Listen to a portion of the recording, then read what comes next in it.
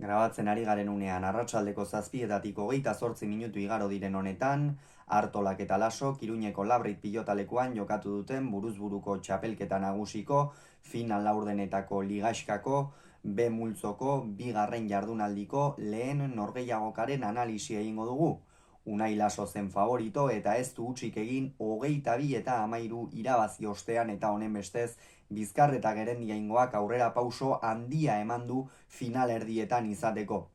Gogoratuko dugu biak ala biak irabazle izan zirela aurreko jardunaldian, batetik Artolak Elordiri irabazi zion eta bestetik berriz Lasok Peio Etxeberriari lekeition. Partida hasiera berdindu xamarra izan da, Iñaki Artolak behar bada hobeto ekin dio partidari, sakea berak izan du, pilota ongi luzatu du ezker horma aldera eta Unai Laso defentsan ikusi behar izan dugu lehenengo tanto horietan, baina defentsan ere eroso ikusi dugu eta hori albiste ona zen Unai Lasorentzat inolako zalantzari gabe. Joan den astean oso sentsazio ona utzi zuen lekeition defentsan ere eta gaurkoan beste horren beste egin du.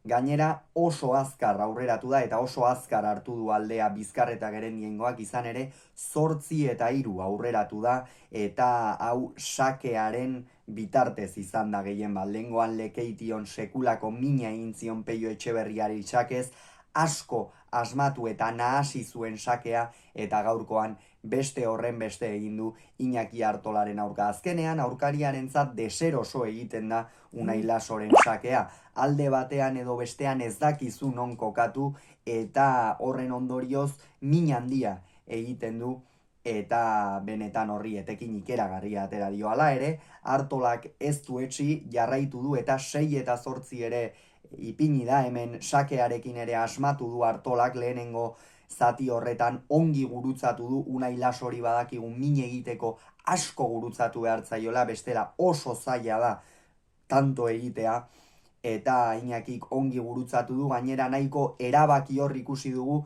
baina egia da ez duela asmatu.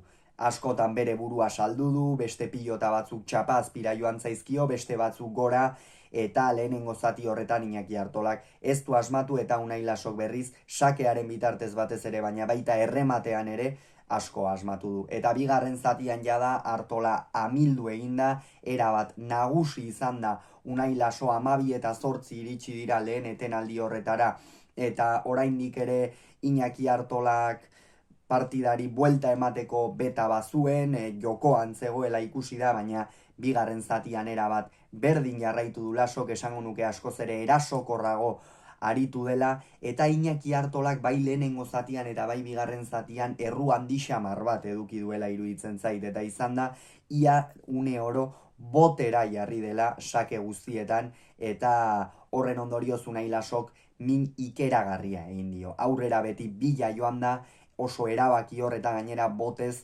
oso aurrean uzten zizkion pilotak eta gero Iriartek esan dio Iñakiri apur bat airearen bila joateko, baina egia da Unai Lasok ere ikeragarri ongi sakatu duela eta askotan aire zeramateko ere oso gaiztoak izango lirakeen sakeak atera dituela.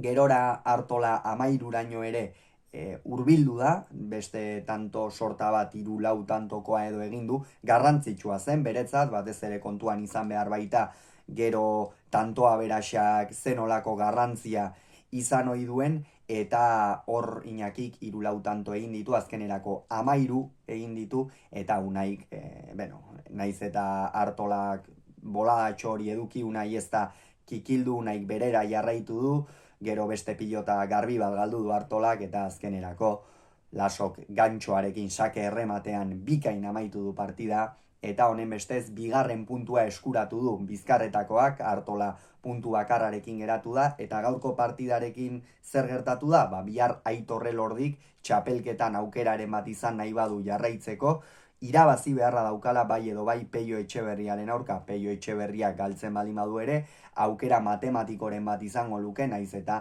oso zail geratuko litzaioken. Beraz, esan bezala, Lasok 22, Artolak 13 Iruñean.